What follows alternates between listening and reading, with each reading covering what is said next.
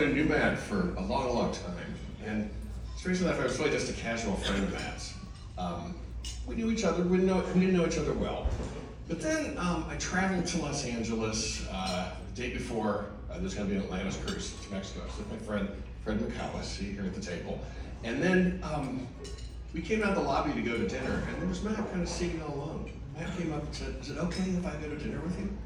And then Fred was like, "Of course," and I was like, "Of course." And so we wandered down Santa Monica Boulevard and found a place to have dinner. And then at dinner, he was really just like, "I've just had all this heart surgery. I'm worried that I'm thinner, and I'm not going to be looked on well on the cruise. They're not going to laugh at my jokes. I just don't know. Am I gonna look the same when I dance? What about my singing and all that? It's all gonna be different." And then Fred and I were like, "No, it's all the same. I mean, yeah, you've lost some weight. Yes, and we talked a lot about your diet, the Denny Bales diet that he was given after the heart problems. Okay, so that I just want you to know that sometimes patients do take a look at your diet and all that. But we did that, and then he was really in a really vulnerable mood. He was in a really vulnerable mood. Fred and I were all trying to cheer him up. This is all going to go great. You're going to have a great cruise.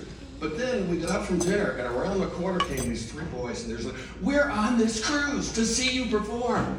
Okay, and then Matt just immediately, the ebullient Matt came out. He's like, "I haven't met you before. Who are you?" It was like, I have all these new friends tonight.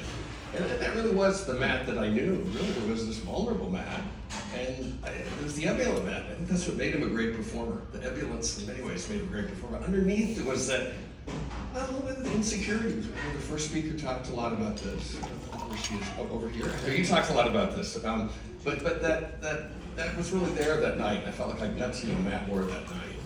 And then afterwards, I mentioned that story to somebody on the ship who knows Matt well. He goes, "Oh, that's Matt's way of getting to know people. He's a little bit vulnerable, so then you become vulnerable. He learns more about you. That's why he has so many good friends." So that's it.